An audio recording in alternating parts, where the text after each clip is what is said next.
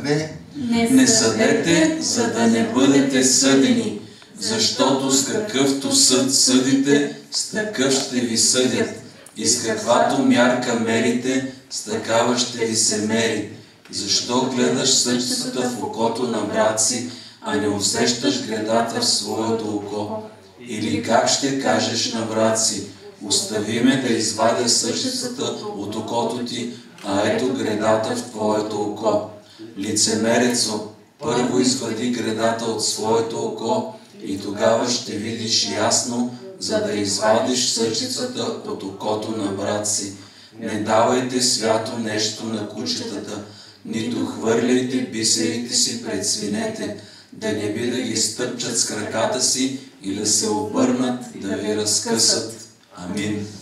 Темата по questo che voglio interessare, за да има добри взаимоотношения. Повторете. За да има добри взаимоотношения. 어느 30대 부부가 가정 싸움을 하게 되었습니다. Една млада двойка, 30 годишни, започнали да се карат.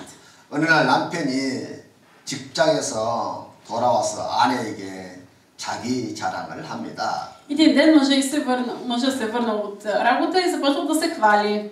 오늘 회사에서 축구 시합이 있었는데 내가 결승골을 넣었어요. Днес във фирмата направихме един матч и аз вкарах решаващия гол. 당신이 이 장면을 보았으면 얼마나 좋았겠어요. И колко добре ще да беше видяла ти това. 그러자 아내가 하는 말이 И жена му обаче какво отговорила? 당신은 뭐가 그리 대단한 일을 한 것처럼 말을 하세요? Какво толкова се хвалиш? Какво голямо нещо се направи? 당신이 늘 그러니까 우리 아이들이 하나는 공부를 안 하고 맨날 공만 가지고 노는 거 아닙니까? Ти само се забавляваш и затова и нашите деца не учат и само се играят. 그러니 아이들이 성적이 올라가지 않는 거 아닙니까? И затова имат много ниски оценки в училище, нали затова? 기분이 상한 남편이 말하기를 Мъжът й се поядосал и казал: 아니 아이 성적 떨어지는 것과 그것이 내 탓이요. защо пък аз да съм виновен за това, че децата имат ниски оценки?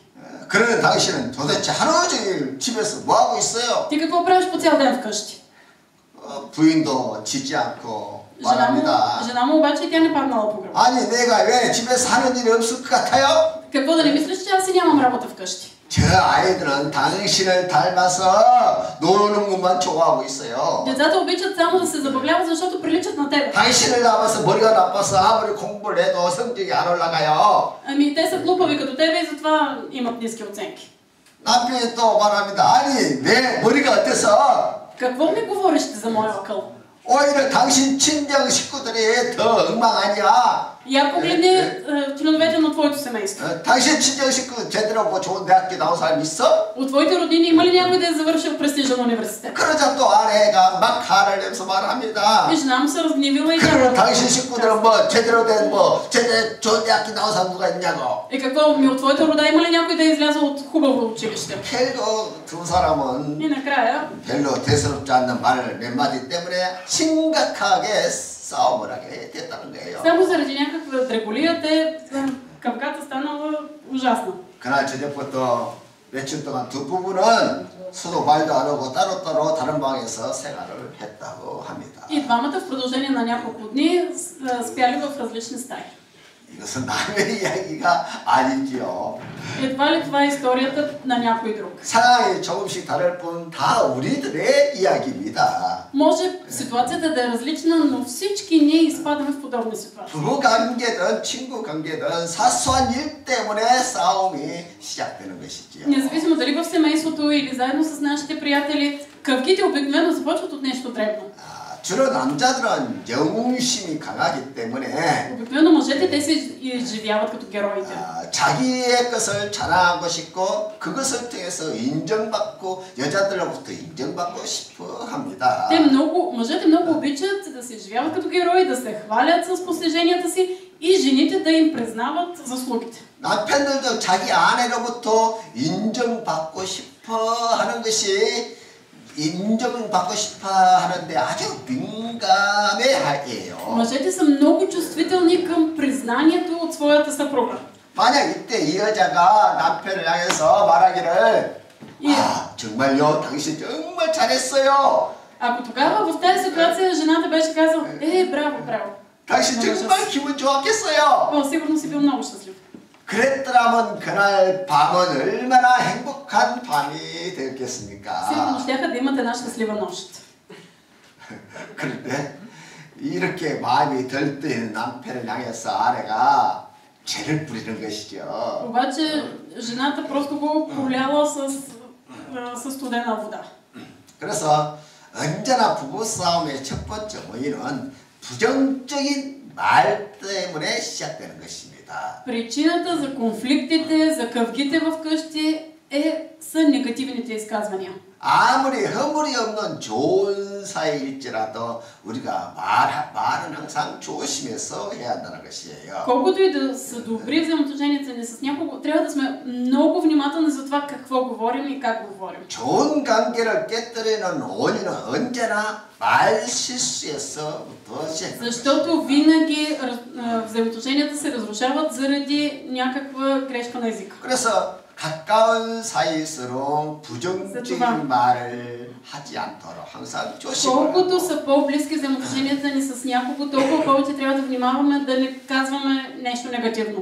우리 하나님의 백성들은 서로 세워주고 Божия народ трябва да се 긍정적으로 말하는 привдига 습관을 един друг. 길러야 한다는 것입니다. Ние трябва да се стараем да говорим положително на другия. 그러면 왜 주님께서는 우리를 향해서 비판하지 말라고 말씀하셨을까요? Защо Исус казва, не съдете? 저처럼 우리가 비판하지 말아야 할 이유를 살펴봐야 합니다. На първо място трябва да видим защо не трябва да съдим. 저처럼 비판은 악순환 때문에 그래요. 비판의 악순환 На първо 때문에. място заради порочния кръг на осъждането. 1절 2절 같이 한번 읽겠어요. Нека да прочетем заедно първи и втори стих. 네, 저들의 Не съдете, за да не бъдете съдени, защото с какъвто съд съдите, с такъв ще ви съдят, и с каквато мярка мерите, с такава ще ви се мери. 상대방으로부터 공격을 받게 되면은 나도 상대방의 약점을 찾아서 공격하고 싶은 마음이 생기는 것이지요. Обикновено някой като те атакува и в теб се надига желание и ти да му отвърнеш. 그러다 보니까 비판은 또 다른 비판을 낳게 되는 것입니다. И същото се случва и с осъждането. Кога- Една критика води към други критики. 그 결과 행복했던 공동체가 순식간에 불행해지는 것을 우리가 자주 경험하게 되는 것이지요. И често виждаме как едно щастливо общество изведнъж става много нещастно.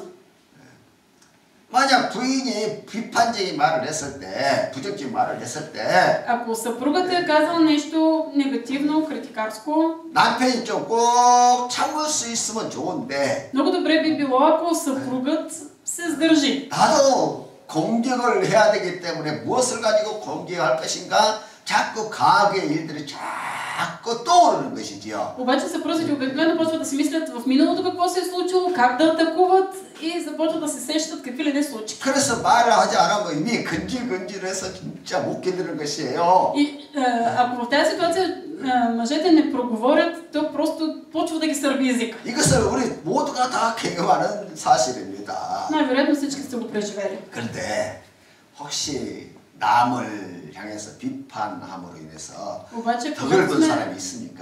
Обаче, случвало ли ви се да осъдите някого и да се чувствате добре? 저는 남을 비판해서 더 긁은 사람은 한 사람도 본 적이 없는 것 같아요. Нито един такъв човек не съм виждал да съди другите и това да доведе до нещо добро. 오히려 비판을 하게 되면 관계가 다 나빠지고 나만 나쁜 사람이 되는 것이지. Напротив, това влошава отношенията и този, който е осъдил, той се превръща в лошия. 그래서 우리는 자신을 위해서 затова 또 다른 사람을 위해서도 우리가 서로가 비판을 멀리해야 하는 것입니다. нека да не съдим. Това е за наше собствено добро и за доброто на останалите. 탈무드에는 남을 비방하는 것은 살인보다 더 위험한 일이다. В Талмуда пише, злословенето е по-опасно от убийството. 살인은 한 사람만 죽이지만 비판은 세 사람을 죽인다고 했어요. И се продължава. Убиецът убива един човек, а злословенето убива трима.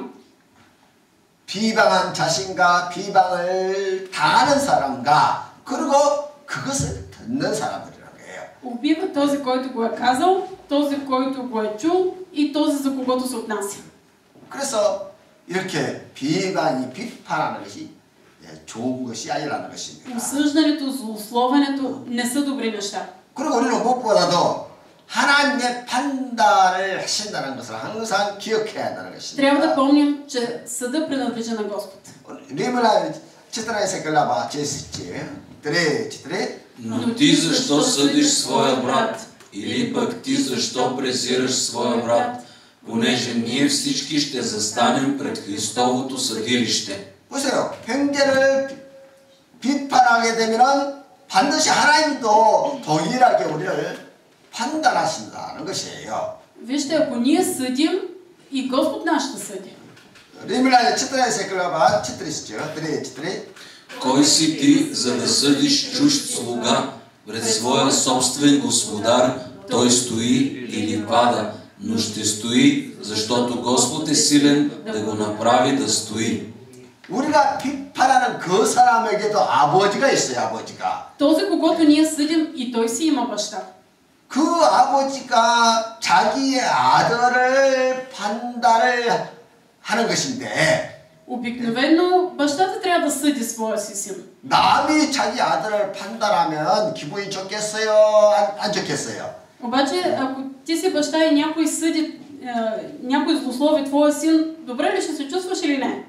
아버지가 자기 아들이 잘못했을 때 자기 손으로 아들 때릴 망정 남이 때리면 아주 기분이 나쁘죠. Ако детето нещо е направило пакост, ако баща му го набие, това е окей. Обаче, ако друг бие сина ти, как ще се почувстваш? 근데 하나님은 그들의 아버지가 바로 하나님이라고 말하고 있다는 Но 것입니다. Бог казва, този човек, когато ти съдиш, той си има баща. И това съм аз. 그러니까 우리가 비판하는 그 사람의 아버지가 바로 하나님이라고 말하고 있다는 거예요. Този, когато ние съдим, той си има баща, Бог. 그래서 하나님께서 판단할지언정 우리가 그 사람을 하나님의 아들을 판단해서는 안 된다는 말입니다. Бог ще го съди. Не трябва ние да го съдим. 쉽게 말하면 우리는 판단할 자격이 없다 그 말이에요. Което означава, че ние изобщо нямаме квалификацията да съдим другите. 그리고 두 번째로 비판의 중독성 때문입니다. На второ място, защо не трябва да съдим? Защото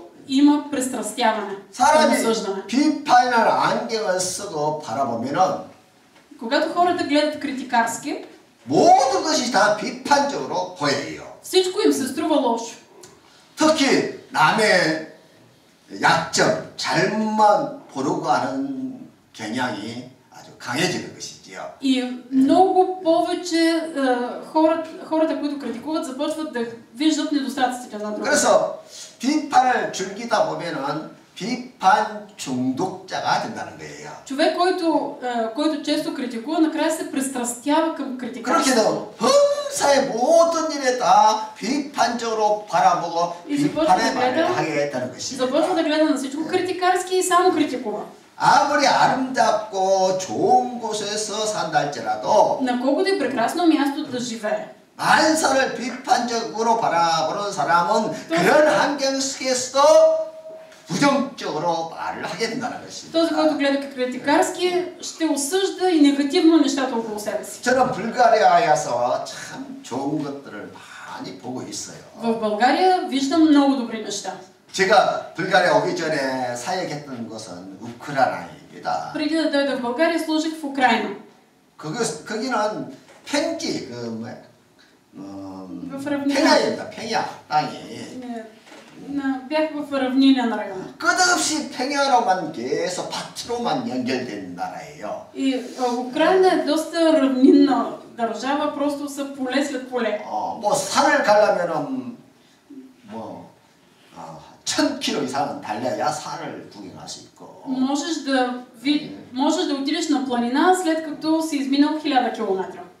그런 곳에서 사역하다가 불가리아 오니까 불가리아가 너무 좋은 거예요. Служих на такова място, като дойдох в България, толкова да ми хареса. 산도 많고 има толкова 물도 планини, 좋고 хубава 공기도 вода, 좋고 хубав въздух.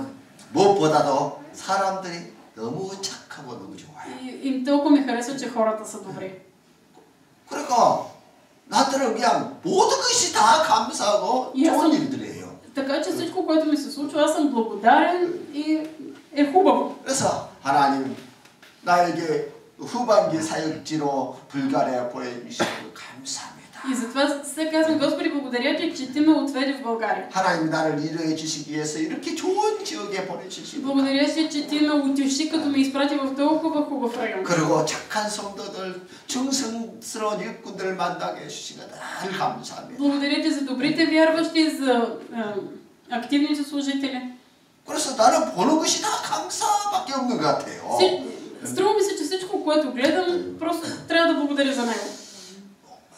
오늘 6절에 보니까 이런 말을 하고 있습니다. Днес в 6 стих се казва: 거룩한 것을 개에게 주지 말고 не давайте свято нещо на кучетата. 진주를 돼지 앞에 던지지 말라. Нито хвърляйте бисерите си пред свинете. 그들이 그것을 발로 밟고 돌이켜 너희를 찢어 상하게 할까 염려하라. Да не би да ги стъпчат с краката си и да се обърнат да ви разкъсат. 그러니까 범세 부정적이고 비판적인 사람은 아무리 좋은 것을 주어도 На един критикар, негативист, колкото е хубаво нещо да му дадеш, 그것을 좋게 바르게 받아들이지 않는다는 것이에요. той няма да го приеме като нещо добро. 마치 돼지가 진주를 발로 밟아버리듯이 그렇게 어리석은 행동을 한다는 것입니다. Ще бъде като свиня, която тъпче бисери, а ти ще си глупавия. 탈무드에 보면 세 딸을 둔 아버지의 이야기가 있어요. В Талмуда се среща история за един баща с 3 дъщери. 이 세 딸이 다 예쁘게 생겼는데 Били много красиви, 근데 그들에게는 한 가지씩 결점이 있었어요. но всяка една си имала по един недостатък. 큰 딸은 게으르고 Най-голямата била мързелива. 둘째 딸은 훔치기를 좋아하고 Втората обичала да краде, 셋째 딸은 헌다하는 것을 아주 즐기는 여자였어요. а третата много обичала да клюкарства. 한편 아들 셋을 둔 부자 아버지가 있었습니다. Там в селото живеел един баща, който имал 3 синове. 그 부자 아버지가 세 딸을 둔 아버지를 찾아가서 청혼을 합니다. И мъжа с 3-мата сина отишъл при мъжа с 3 дъщери и му предложил: 당신 세 딸을 내 아들 셋과 결혼시키지 않겠습니까? айде да оженим твоите дъщери за моите синове. 그러자 세 딸의 아버지가 자기 딸들이 가지고 있는 결점을 다 이야기를 했어요. И тогава бащата разкрил недостатъците на своите дъщери. 그러자 그 부자 아버지가 하는 말이 그런 것은 전혀 문제가 되지 않습니다. Но тогава богатия баща на 3-мата синове каза: това не е проблем. 내가 책임도 다 고치겠습니다. аз ще ги оправя. 그래서 이제 그렇게 해서 세 딸이 한 달에 그 부잣집 아들 셋에게 이제 시집을 가게 결혼식을 하게 됐어요. Така че 3 дъщери едновременно са оженили за 3-мата братя. 시아버지는 게으른 며느리에게는 여러 명의 종들, 하녀들을 붙여주었습니다. Богатият тъст дал на най-голямата дъщеря, която била мързелива, много слугиня. 훔치기를 좋아하는 며느리에게는 아예 창고 키를 주고 다 맡겨서 네 알아서 하라고 맡겼습니다. На крадвата направо и дал ключа от склада и казал: взимай, всичко е твое. 혈뜯기를 좋아하는 며느리는 이 시아버지의 맨날 불려다가 오늘 뭐 하고 싶은 말이 있으면 다 헌담을 하도록 했습니다. И за третата, която обичала да клюкарства, тъста всеки ден е привиквал и казал: я кажи сега какво разбра. 자, 그래서 이제 어느 날 그 딸들의 아버지가 딸들이 어떻게 지나는가 하고 이제 방문을 하게. Бащата на 3 дъщери решил да посети дома, за да види как живее дъщерите му. 큰 딸이 하는 말이 얼마든지 게으름을 피울 수 있어서 너무 즐겁다고 말을 합니다. Първата казала: тате, много съм щастлива, защото мога да се мързелувам по цял ден. 둘째 딸은 가지고 싶은 거 마음껏 다 가질 수 있어서 너무 행복합니다 말합니다. Втората казала: много съм щастлива, защото мога да взема всичко, да си взема всичко. 그런데 이 셋째 딸은 시아버지가 자기에게 매일매일 불러다가 꼬치꼬치 문다는 거예요. А третата се оплакала от тъса си: ама той всеки ден ме привиква и нещо ме разпитва. 시아버지 때문에 너무 괴롭습니다. Така да ме измъчва този човек. 그러면서 자기 아버지 앞에 자기 시아버지의 시험을 다 보더라는 거예요. Така че и тя критикувала тъста си. 만약 우리가 비판을 많이 하면 할수록 Колкото повече съдим, 그건 덜 성숙하다는 뜻이에요. това означава, че сме незрели. 성숙하면 성숙할수록 Колкото повече 비판하는 съзряваме, 말이 줄어들게 되는 것이에요. толкова по-малко ще съдим и критикуваме. 아멘. Амин. 물론 젊었을 때는 비판 의식이 강한 겁니다. Да, когато сме млади, то тогава имаме много енергия да съдим другите. 불의를 보고 참지 못하고 막 비판하게 되는 것이지요. Не търпим неправда или закостенялост. 영국 처칠 수상이 이런 말을 했어요. Английският премиер Чърчил е казал следното. 젊어서는 진보주의자가 되지 않으면 그것은 심장이 없다는 증거이고 Ако на младини не станеш прогресист, това е доказателство, че ти липсва сърце. 나이 들어서 보수주의자가 되지 않으면 그것은 머리가 없다는 증거이다. Ако на старини не станеш консерватор, значи ти липсва ум. 그리고 젊었을 때는 불의를 보고 악을 보고 화를 내고 뭐 당연히 비판하는 게 당연한 거예요. Младите хора естествено да съдят, да критикуват, когато видят неправда. 그래야 그 사회가 변화되는 거 아니겠어요? И това води до промяна в обществото. 그러나 이제 사람이 나이가 들면 비판 의식이 다 사라지는 거예요. Но когато хората напредват във възрастта, все по-малко критикуват. 왜냐하면 아무리 비판해봤자 그 사람이 바뀌지 않는다는 것을 이미 알기 때문입니다. Защото възрастните хора знаят, че колкото и да критикуват някой, той няма да се промени. 그리고 비판해봤자 나도 그 비판 수준 그 이상 나도 변화되지 않는다는 것을 알기 때문이고 И знаят, че когато критикуват, и те самите няма да се променят. 그리고 더 중요한 И 것은 това е по-важното. 이제 내가 주인이 되었다는 거예요. Това е доказателство, че те вече са стопаните. 나를 책임지는 주인이 되었고 한 조직을 책임지는 주인이 되었다는 것이에요. Възрастните хора се чувстват като стопани за страната си, за семейството си, за обществото. 한 가정을 책임지는 주인이 되었다는 거예요. Те са стопани, които трябва да се погрижат за своя дом. 이렇게 주인이 되면 이제 모든 것을 다 끌어안고 받아들여야 하는 것입니다. Стопанинът е този, който трябва да привлече и да прегърне. 모든 사람을 끌어안고 용서하고 사랑하고 합을 이루어가면서 성장을 이끌어가야 되는 것이지요. Да води общността, за която отговаря към развитие, като поема критиките, обединява и поема отговорност. 지금 아프가니스탄 그 텔레반 정부를 한번 보세요. Вижте какво се случва с талибанското правителство в Афганистан.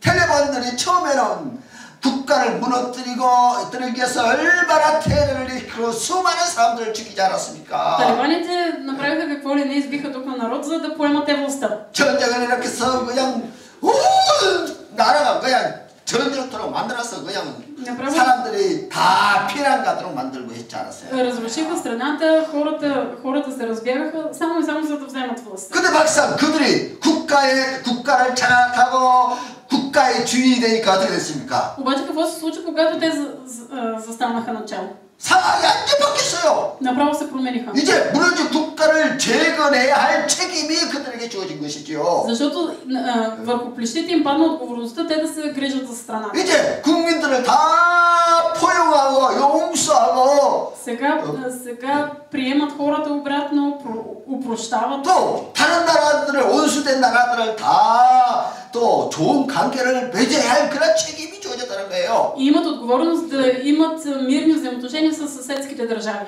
이처럼요 주인이냐 아니냐가 엄청난 결과가 달라지는 것이에요. Абсолютно различен е резултата спрямо това дали ти си стопанин или не си. 그래서 비판 의식이 강한 사람은 사실 주인이 아니라는 증거라는 Тези, 거예요. които са критикари, това е доказателство, че те не са стопани. 우리 교회 모든 성도들은 다 교회의 주인들이 되어야 합니다. Всички вие, които сте част от църквата, трябва да бъдете стопани. 아멘. 그래서 우리는 주인의식을 가지고 교회를 섬기고 서로 사랑하고 Да се служим, 용서하고 да се обичаме, да се прощаваме 누구든지 우리가 서로 품어주고 서로의 건강과 잘 되도록 이렇게 도와주는 것이죠. Да можем да привлечем всеки, да се погрижим за него. 그렇게 하는 사람이 바로 주인이라는 것이. Тези хората, които действат по този начин, те са стопани. 아멘. Амин. 저는 우리 모든 성도들이 다 임마누엘 교회 주일에서 이 교회의 발전을 해서 달려가는 그러한 축복을 누리시기를 주님으로 축복합니다. Да се наслаждавате на това благословение, да бъдете стопани в тази църква. Амин. 세 번째로 비판의 저주성 때문입니다. На трето място, защо не трябва да съдим? Заради проклятието на осъждането. 다른 사람들을 비판한 사람들은 하나님의 축복을 받을 그릇이 안 되는 것이지요. Тези, които съдят другите, те не получават Божиите благословения. 먼저 기도가 안 돼요. 기도. Защото на първо място не могат да се молят. 상대방을 막 비판할 정도로 마음의 상처가 깊은 사람은 사실 기도가 안 되는 것이에요. Съдил си другия и ти си наранен и после не можеш да се молиш. 비판을 통해서 인간관계가 깨어져 버리면 기도가 안 되게 돼 있어요. Защото ако имаш нарушение взаимоотношения с някой друг, това спира молитвата. 그래서 예수님께서도 말씀하시기를 затова Исус казва, 너희가 제단에 예물을 드리기 전에 먼저 가서 형제들과 화해하라고 했던 것이지요. преди да отидеш в храма да принесеш дара си, отиди първо се помири с ближния си. 그러니까 좋은 관계를 맺을 때 그 관계 속에서 하나님의 은혜와 복이 온다 그 말이에요. Когато имаш добри отношения, тогава Господ те благославя, слиза благодат върху теб. 나를 사랑하고 나를 귀하게 여긴 사람에게 내가 하나 더 주고 싶지. Този, който се отнесъл добре към мен, аз искам да му дам още. 나를 미워하고 나를 늘 비판하는 사람에게는 줄려다가 준비해놨다가도 안 줘버리는 것이지요. Ако някой мрази, осъжда, дори да съм приготвил нещо да му дам, нещо не искам да му го дам. 그래요. така е, нали? 근데 우리 사람의 마음처럼 우리 하나님의 마음도 똑같다는 거예요. Но Бог има същите чувства като нас хората. 막 비판하고 남비하고 하나님도 축복을 주려고 은혜를 주려고 준비했다가 안 줬단 말이에요. Ако някой само съди, критикува от Бог и да е приготвил някакво благословение за него, накрая не му го дава. 우리 하나님이 우리 아버지가 똑같아요. Е като наш баща. 우리 어머니와 비슷합니다. Той е като майка. 사랑하는 자에게는 더 주고 отдава на тези, които са любящи. 엄마하고 불평하는 자식에게는 덜 주는 거예요. 덜 줘. Родителите дават по-малко на тези, които се оплакват. 그래서 비판한 사람은 기도가 되지 않기 때문에 тези, които само съдят, те не могат да се молят. 스스로 자기 발로 축복을 차버리는 것입니다. Те със собствените си крака отритват благословението си. 그리고 자기 발로 저주를 불러들이는 것이죠. 불행을 불러들이는 것이죠. Сами призовават, сами привличат нещастие върху себе си. 그래서는 범사의 불평이 아니라 затова нека да не се оплакваме. 뭘 해야 돼요? В ежедневието си какво трябва да правим? 그렇죠. 감사하는 거예요. трябва да благодарим. 아멘. 아멘. 그래서 범사의 감사함은 하나님의 은혜와 복이 돼 있어요. Ако сме благодарни за всичко, ще дойдат благодат и благословение от Бог. 우리는 절대로 비판을 통해서 우리의 축복과 기쁨과 은혜를 뺏기지 말고 нека да не открадваме от себе си благодата и благословението, като само съдим. 범사의 감사함으로 하나님의 우리에게 주시는 기쁨과 축복과 은혜를 받아 누려야 한다는 것입니다. Нека да приемаме Божиите благодати и благословения, като сме благодарни за всичко. 아멘. 아멘. 만약 우리가 비판을 해야 한다면은 Ако все пак се налага да критикуваме, 반드시 해야 할 것이 있는데 има нещо, което трябва да направим. 충분히 기도하고 първо 난 да се 다음에 молим 사랑의 마음을 가지고 해야 된다. и да отправим критиката с любов. 할렐루야. 할렐루야. 하나님께 충분히 기도. 하나님이 이 충고할 수 있는 지혜롭게 충고할 수 있는 그런 지혜를 주세요. Бог дава мъдрост, така че да дадем приятелски съвет. 또 충분히 기도하면 마음이 내 마음이 부드러워지기 때문에 Когато ние сме се молили, тогава сърцата ни стават меки. 사랑의 마음을 가지고 С любов. 그 사람을 살리게 되는 것이지요. Можем да отидем при човека и да го привдигнем. 할렐루야. Алелуя. 그래서 우리가 우리의 말로 사람을 죽이는 것이 아니라 네, 살리는 자로 쓰임 받아야 된다는 것입니다. Ние трябва да бъдем употребявани не като убийци, а като спасители. 모든 사람 어떤 사양이나 다 비판할 수밖에 없는 그런 상황들이 있어요. Винаги има ситуации, в които неизбежно трябва да отправиш критика. 사람이 사는 곳에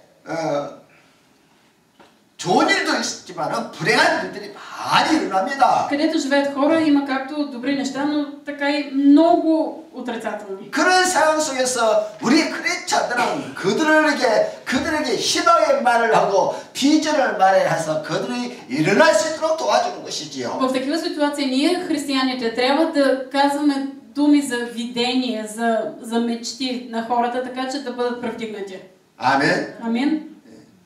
코로나 때문에 나라에서 얼마나 그 방역을 하느라고 고생들을 많이 합니까? Сега в ситуацията на коронавирус държавата прави какви ли не усилия за хората, които са на първа линия. 근데 비판하는 사람은 그런 것을 가지고 잘해도 비판, 못해도 비판, 항상 비판이에요. Критикарите те само осъждат всякакви мерки. И дори и да са добри, и да не са добри.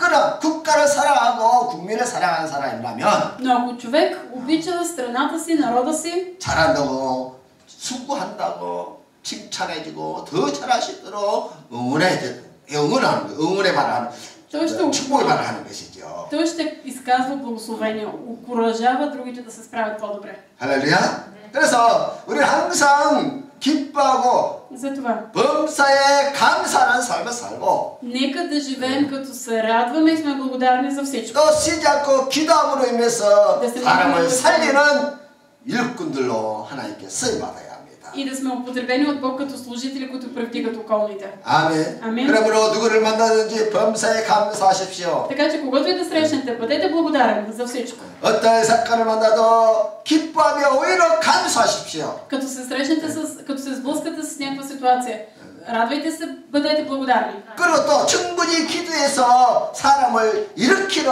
일꾼들이 되십시오. И бъдете служители, които се молят и после с любов превдигат хора. 그리고 구체적으로 두 번째로 비판을 극복하기 위해서는 실제적인 지침서는 뭘까요? И на второ място да видим какви са реалните стъпки за преодоляване на критикарството. 첫째로 나의 들보를 먼저 깨닫는 것입니다. Първо, да усетим своята греда. 바타르테 Да усетим своята греда. Да усетим своята греда. Да усетим своята греда. И защо гледаш съчетата в окото на брат си, а не усещаш гредата в своето око? 들보라는 것은 집을 만들 때 기둥이나 이런 것들, 나무의 큰 것들을 말하는 거예요. Гредите са едни големи дебели дъски, които се използват за подпори в къщите. 그에 비해 뒷것은 눈에도 잘 보이지 않아요. Докато съчетата е нещо много малко и незабележимо. 그러면 주님께서 지금 이렇게 굉장하게 가장해서 말씀하시는 뜻이 무엇일까요? Защо Исус така преувеличава нещата? 그것은 먼저 Първо, 자기 주제를 빨리 알아라 그 말이에요. първо да разбереш собствената си ситуация. 먼저 자기 자신을 바로 할 때 결코 남을 함부로 비판하지 않는다는 것이죠. Когато познаваш себе си, ти няма да съдиш околните току така. 주로 비판을 많이 하는 사람을 보면은 자기에게 결점이 많아요. Можем да видим, че обикновено критикарите са хора с много недостатъци. 자기 결점이 크고 많기 때문에 남의 결점이 자꾸 보이는 것이에요. Те имат толкова много и толкова многобройни негативи, че непрекъснато гледат негативите на другите хора. 어느 교회 주일날 예배를 마친 후에 집사님과 목사님이 이제 대화를 하게 되었습니다. В една църква, след богослужението в неделя, влезли в разговор дякон и пастора. 집사님이 목사님에게 말하기를 И дякона какво казал на пастора? 저는 목사님을 볼 때마다 우리 집에 있는 강아지가 생각납니다. Пасторе, аз всеки път като те гледам, много приличаш на моето куче. 어쩌면 목사님 얼굴이 우리 집 강아지하고 똑같이 생겼습니까? Ма не мога да разбера защо физиономията ти е точно като на моето куче. 그러자 목사님이 말하기를 Пасторе отговорил. 아 그래요. 저는 집사님을 보면 볼수록 예수님이 보입니다. Аз колкото повече те гледам, толкова повече ми приличаш на Исус. 그러니까 이 집사님이 부끄러워서 하는 말이 아 목사님 그 이유가 뭐예요? Странно дякона попитал, ама защо така? 그러자 목사님이 대답해 И пастор отговорил. 사람은 누구나 자기가 생긴 대로 남을 보게 됩니다. Всеки вижда себе си в другите. 그러니까 개 눈에는 뭐가 보인다고요? 개 눈에는 Така че, кучетата какво виждат?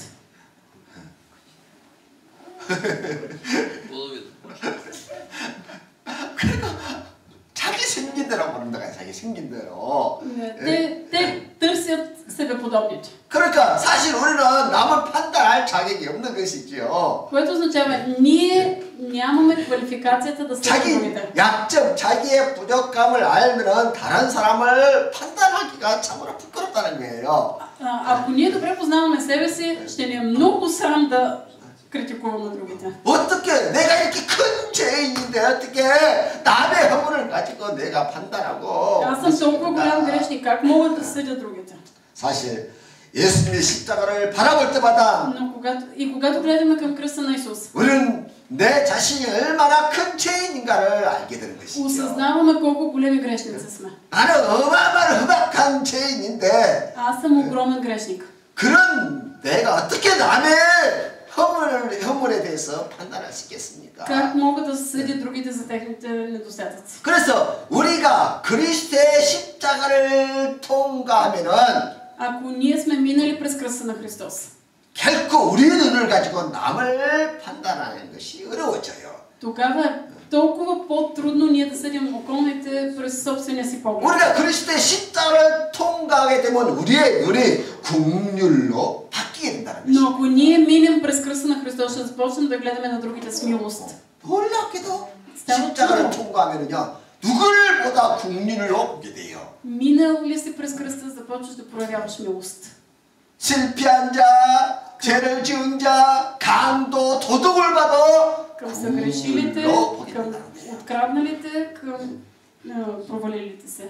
심지어 자기에게 손해를 입히고 불이익을 입힌 사람을 바라볼 때도 국률로 바라보게 된다는 И 것이죠. гледаш с милост дори на тези, които са ти ощетили. 이것이 다 십자가를 그리스도의 십자가를 통과한 사람의 특징이에요. Това е специфичното за хората, които са минали през кръста на Христос. 사람들이 가늠하다가 현장에 잡힌 여인을 잡아다가 예수님 앞으로 끌고 왔습니다. Пред Исус занесоха жена хваната в прелюбодейство. 사람들이 막 정죄합니다. И хората започнаха да хулят. 모세 율법에 이런 여자는 돌로 치라고 말씀하셨는데 В Моисеевия закон пише такава да се убие с камъни. 이스라엘의 선생이신 예수여 당신은 이런 여자를 어떻게 하겠습니까? Учителю, ти какво ще направиш? 이미 그들은 그 여자를 돌로 치기 위해서 돌을 다 들고 있습니다. Обаче те вече всички носеха, държаха камъни, за да я убият. 그러나 예수님은 아무 말씀하시지 않고 땅에 Исус не каза нищо. 앉아서 글씨를 쓰기 시작합니다. Не каза нищо.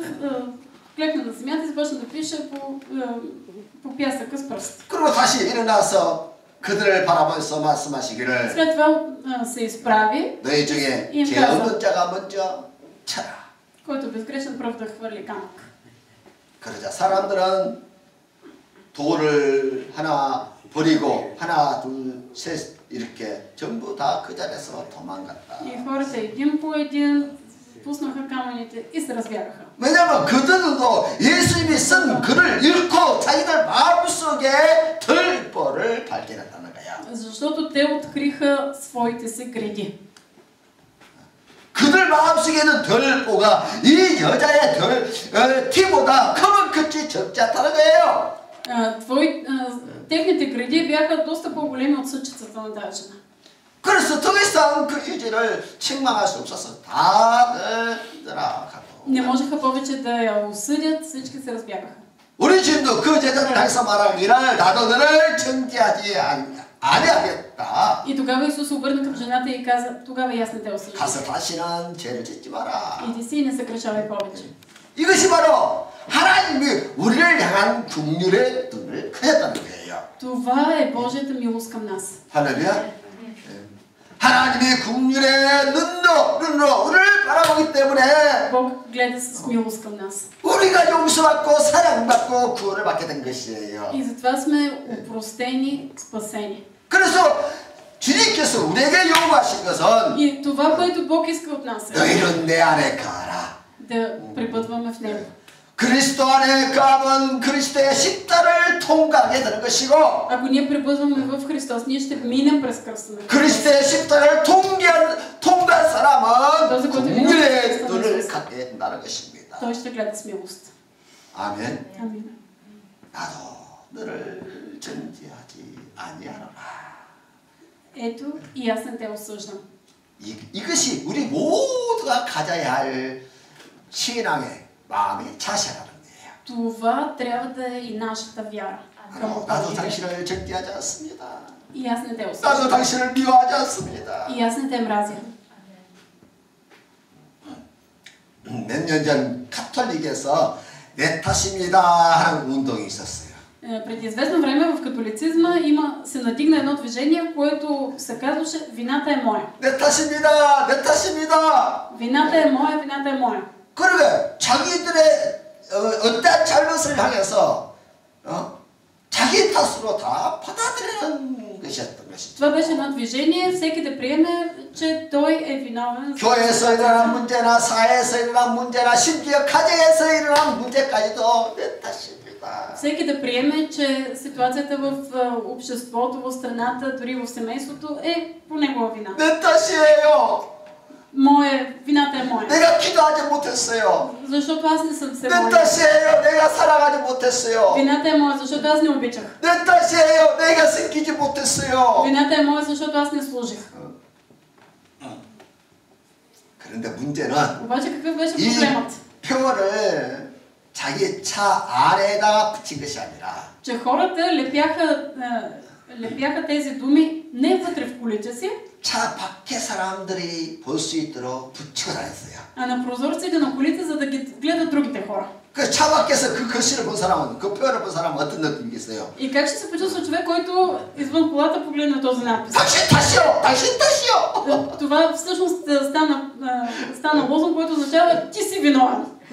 운전하게 가면서 당신 탓이요! 당신 탓이요! 그렇게 말하고 있다는 거예요. И аз шофирам неправилно, обаче вината е на другия. 우리의 신앙은 그것이 아니야. 내 탓이야, 내 탓. Обаче нашия живот на вяра трябва да бъде с отношението "вината е моя". 아멘.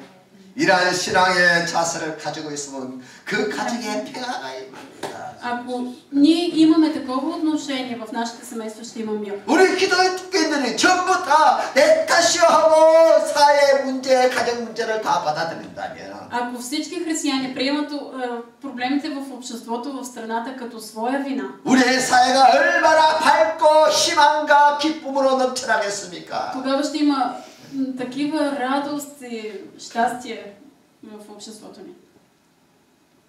국가의 어떤 사고만 터지면은 사람들은 정부의 그 공무원들은 책임을 지려고 하지 않습니다. Обикновено стане ли някакъв проблем в страната и всички почват да хулят правителството. 아무도 책임을 지려고 하지 않아요. И обаче никой не иска да поеме отговорност. 심지어 대통령도 책임을 지려고 하지 않습니다. Нито президента иска да поеме отговорност. 당신 탓이야, 당신 탓이야. 서로 손가락질만 합니다. Всеки сочи към другия и казва "ти си виновен". 그래서 국가가 자꾸 불행해지는 것이지요. И затова има нещастие в страната. 그렇다. 책임질 사람이 책임을 져야 합니다. Този, който е отговорен, трябва да поеме отговорността. 우리가 서로 자기 탓으로 책임을 질 때, Когато ние поемем отговорност за своята си вина, 그 공동체가 평화가 임하고, в обществото тогава има мир, 그리고 기쁨과 행복이 넘쳐나기 има 시작합니다. радост и щастие. 아멘. Амин. 따라하세요. Нека да 내 повторя. 탓입니다. Вината е моя. 우리 아이들이 지나가다 넘어지면 Децата като се вървят и като 그 падат, 아이의 탓이 아니라 내 탓입니다. това не е по вина на детето, аз съм виновен. 아멘. Амин. 저 부부가 서로 싸우고 있거든. Ако някое семейство се карат, 그 부부를 향해서 막 손가락질하고 욕하지 말고 не дейте да ги сочите с пръст и да ги хулите. 내 탓입니다. Кажете си, вината е моя.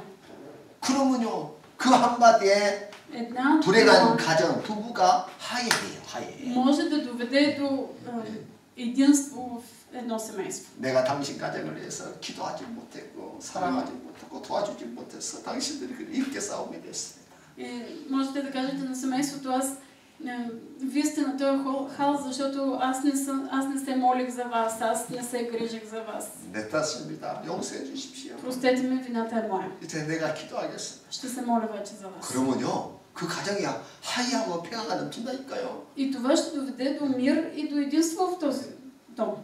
할렐루야. Алелуя. 하나님도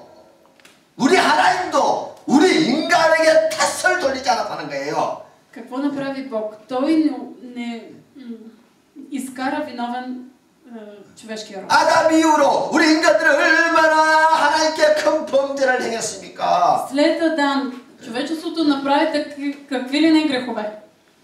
근데 우리 하나님은 그 탓을 우리 인간에게 돌리지 않고 обаче Бог не изкара хората виновни. 하나님은 내 탓이야 하면서 Бог каза, вината е моя. 하나님께서 그 인간의 죄를 책임지기 위해서 И той понесе отговорността за човешкия грях. 마리아의 몸을 빌려서 육신으로 이 땅에 오셨다는 것입니다. И дойде на този свят облечен в човешко тяло. 인간의 모든 잘못을 하나님은 자신의 탓으로 돌리시고 Бог прие греха на човечеството 인간의 като своя вина. 모든 죄를 대신 짊어지시고 십자가에서 Той понесе отговорността. 희생하신 것이지요. Той умря на кръста, като понесе цялата вина. 그래서 요한복음 3장에 하나님의 세상을 이처럼 사랑하사. Ето защо в Йоан 3 глава 16 стих се казва, защото Бог толкова възлюби света. 하나님의 사랑은 책임지는 사랑이었습니다. Божията любов е отговорна. 그래 한 거예요. Така е, нали? 하나님 본인이 다 책임지고 내 탓이라고 다 감당했다는 거예요. Понесе цялата отговорност, пое цялата вина. 주님의 희생을 통해서 저와 여러분들이 죄 씻음을 받고 하나님의 자녀가 되도록 Ние сме освободени от греховете си и станахме Божии деца. 요한은 예수님을 향해서 말씀하시기를 보라 세상 죄를 지고 가는 하나님의 어린 양이로다.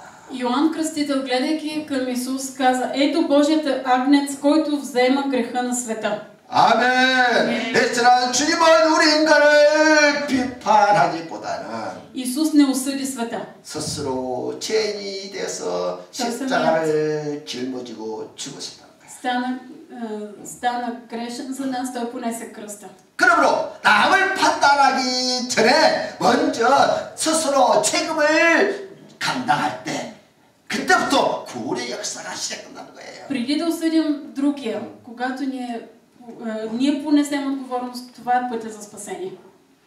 불행해진 가정을 어떻게 살리겠습니까? Как ние можем да избавим едно нещастно семейство? 무너져가는 이 사회를 어떻게 살리겠습니까? Как да избавим обществото ни, което се разпада? 우리 각자가 우리 크리스찬들 각자가 내 탓이요 하고 내가 Всеки един християнин трябва 십자가를 짊어질 때 да си понесе кръста. 그때부터 가정이 살아나기 시작합니다. 사회가 살아나기 시작합니다. Тогава има живот в семействата, живот в обществото. 아멘. Амин. 비판을 극복하기의 두 번째 방법은 Втори начин ние да се справим с критикарството 상대방을 이해하고 장점을 발견하고자 하는 노력이 있어야 합니다. да се стараем да разберем и открием предимствата на другия. 답답할 Да се стараем и да разберем и да открием предимствата на другия. 이해한다는 말은 상대방의 입장에서 바라보는 것을 말하는 것이죠. Какво означава да разберем? Това е да погледнем от чуждата гледна точка. 쉽게 말하면 상대방의 장점이 무엇인가를 적극적으로 찾아라는 거야. И ние да открием колкото се може повече предимства на другия. 결점은 그냥 있어도 보여. 결점은. Защото недостатъците те се виждат. 근데 장점은 잘 안 보여. обаче предимствата не се виждат толкова много.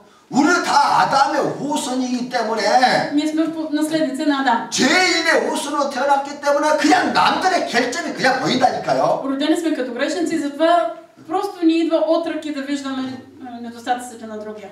사람은 태어날 때부터 부정적이에요. Още като се роди човек е негативист. 죄로 인해서 태어날 때도 다 부정적입니다. Заради греха, още от раждането си човек гледа негативно на нещата. 그래서 가르치지 않아도 거짓말하고. Затова някой дете да не си го учил и да не си го учил, то се научава само да 가르치지 않으면 더 많이 가르치려고 탐욕을 부리고. ако не го обучаваш, то става алчно, завистливо. 이거 다 그 아담의 후손이라서 그래요. Това защото ние имаме грешна природа и сме наследници на Адам. 그런데 장점은 노력해야만 찾을 수 있다는 거예요. Предимствата се виждат след като си положил усилия да ги видиш. 우리 형제의 장점이 무엇일까? Какво ли е предимството 우리 자매의 장점은 무엇일까? на този брат или на тази сестра? 그걸 찾으려고 노력해. Ние трябва да положим усилия да ги виждаме тези неща. 아멘. 아멘. 그래서 우리 크리스찬들은 서로 좋은 장점을 찾아가기 위해서 노력해서 그 장점을 자꾸 부각시켜 크게 부각시키는 거예요. трябва да се стараем да откриваме положителните страни на другия и да ги правим още по-големи. 한국 교회에서는 요즘에 많이 하는 것이 있는데요. Напоследък в корейските църкви има 아버지 학교, 어머니 학교, правят се училища за бащи, 부부 학교, училища за майки, училища за родители, 결혼 예비 학교 이런 것들을 해요. училища за брачна подготовка и така нататък. 이런 것들을 하는 이유가 뭐냐면은 Каква е причината да се правят такива обучения? 만나면 갈등 일어나. защото хората неизбежно изпадат в конфликти. 그러다 자꾸 시기하고 почват да 결점을 가지고 자꾸 비판을 하고 да съдят за чужди недостатъци. 그러니까 그렇게 사랑해서 만나서 결혼했는데도 불구하고 행복하지 않는 이유가 다 그런 것 때문에 그렇잖아요. И това е причината хората да са нещастни, защото не са научени как да се обичат. 그래서 교회에서 이런 학교 프로그램을 통해서 И затова в църквата се провеждат такива обучителни програми, 장점을 찾도록 만들어주는 거예요. в които има упражнения търсене на предимствата на другия. 당신 이 사람과 살면서 감사할 일이 무엇입니까? Живейки с този човек, за какво си благодарен? 감사할 일을 한 10가지만, 20가지만 써보십시오. Напишете 20 неща, за които сте благодарни за живота си с този човек. 20가지 있겠어요, 없겠어요? Могат ли да се открият 20 неща, за които да си благодарен? 찾고자 보면 20가지, 50가지, 100가지도 나오죠. Ако се вгледаш, ще намериш 50, даже 100 неща ще откриеш. 그래요. Така е, нали?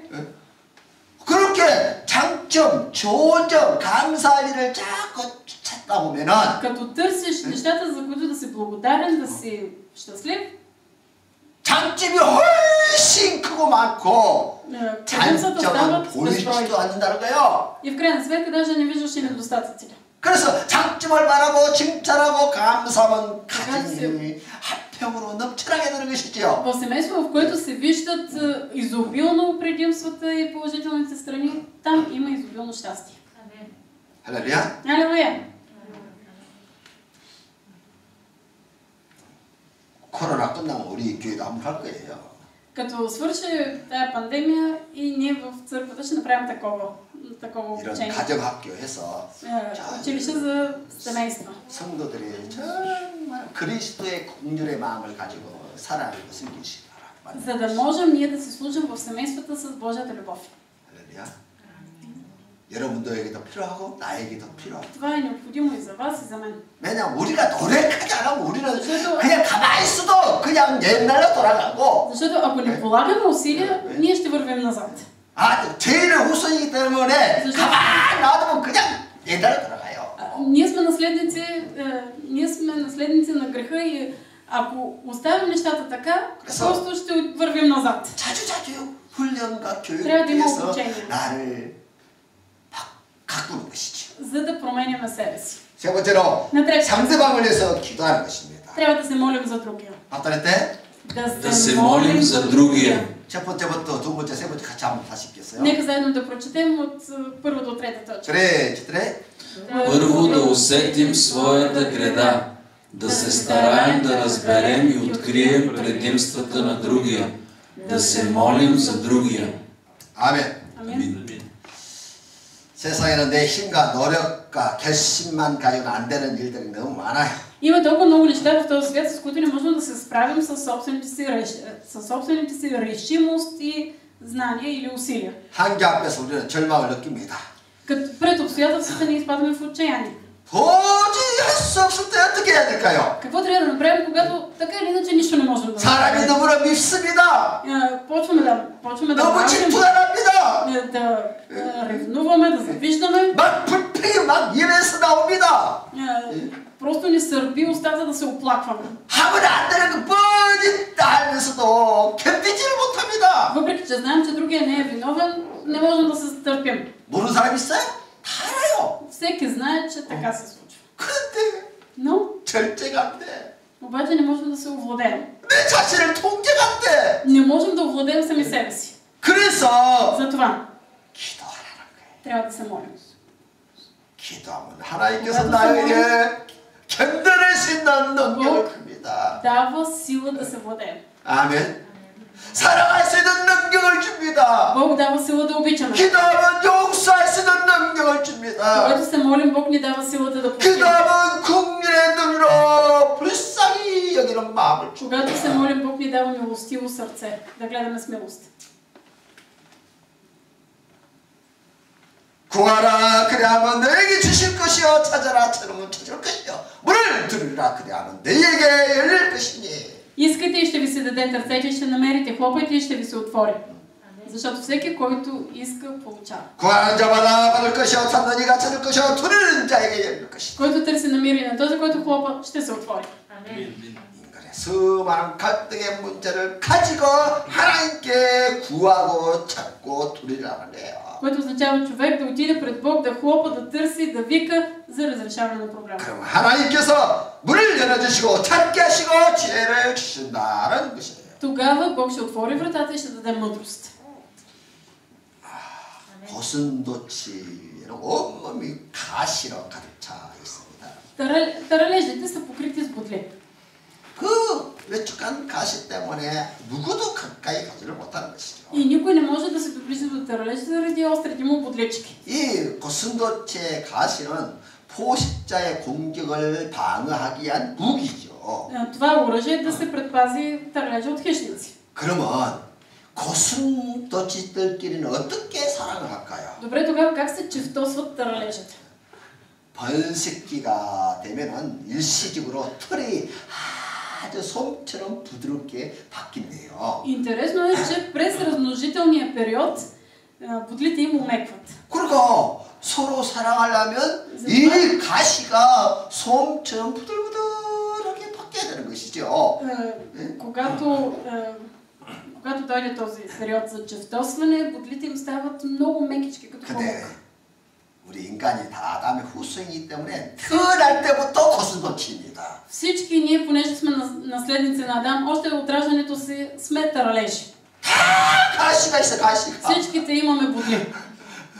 만드는 사람다 진리와 피를 흘리게 만들어. Се бутаме, будем другите. 그게 가장 무서운 거 사람 만나는 거야, 사실은. И затова най-опасното е да срещнеш човек.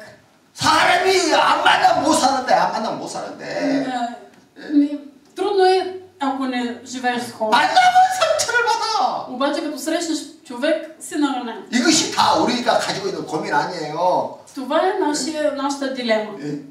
공동체를 떠나서 살 수가 없는데. Не можем да живеем извън обществото. 만나면 자꾸 찔리지. 괴로워서 가기도 싫고. Обаче в обществото все сме напучени и все ни боли. 사랑받고 싶고 행복하고 싶어서 결혼했는데.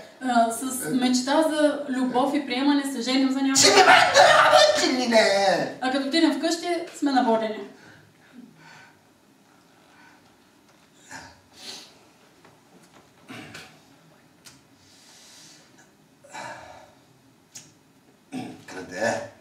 Но 우리가 예수 그리스도의 십자가 앞에 나가서 은혜를 받으면 ако ние отидем пред кръста на Христос, ако получим благодат от кръста, 변화가 일어나는 거예요. става невероятна промяна. 우리 속사람에 있는 가시가 부들부들하게 변한다는 거예요. Тръните в нас омекват.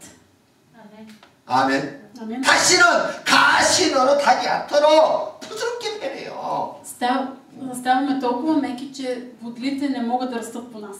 더 이상 가시가 아니라 솜철처럼 바뀌어야만이 우리가 남을 알아주고 용서해주고 Можем да 사랑해주고 приемаме, да се погрижим, да обичаме другия, само когато не носим бодли, а памук върху себе си. 아니 축복을 아무나 할 수 있습니까? Всеки ли може да благославя?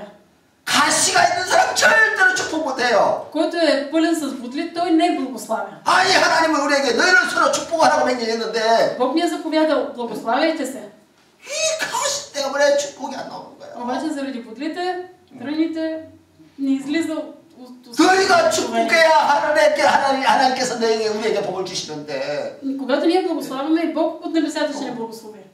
축복을 못하니까 하나님이 복을 주고 싶어 못 주는 거예요. Обаче като не благославяме другите, и Бог не може от небето да не благослови нас. 우리가 그리스도의 십자를 통과하면 이 가시가 치료가 일어나는 거예요. Ако минем през кръста на Христос, тогава бодлите в нас започват да се махат. 가시로 인해서 상처로 인해서 자꾸 남들과 갈등이 일어나고 있습니다. Бодлите, те създават конфликтите с другите хора. 남들과 화해가 이루어지지 않고 있으니까 И те пречат да има единство. 하나님께 기도해야 합니다. Затова трябва да се молим. 하나님, 나의 상처, 나의 가시를 Моите наранявания, моите тръни, 부드러운 솜털처럼 변화시켜 주시옵소서. превърните в памук. 이 땅에 상처받고 고통받고 있는 이웃들을 끌어안을 수 있도록 За да мога аз да прегръщам хората, които страдат в този свят. 나를 먼저 변화시켜 주시옵소서. Затова първо промени мен. 우리는 자꾸 남이 변화되기를 남을 위해 남이 변화되게 시켜달라고 기도합니다. Ние обикновено се молим Бог да промени другия. Не. 하나님, 내가 그를 용서하고 사랑하고 섬길 수 있도록 나를 먼저 치료해 주시옵소서. Промени първо мен, за да мога аз да обичам и да простя. 하나님, 나를 평화의 도구로 새겨 Господи, 주시옵소서. употреби ме като инструмент за мир. 그렇게 진솔하게 하나님께 기도하면 하나님이 나를 만져주시고 치료해 주시옵소서. Когато ние се молим, тогава Господ ни докосва и променя. 아멘. Амин. 자리에서 일어나세요. Нека да се изправим.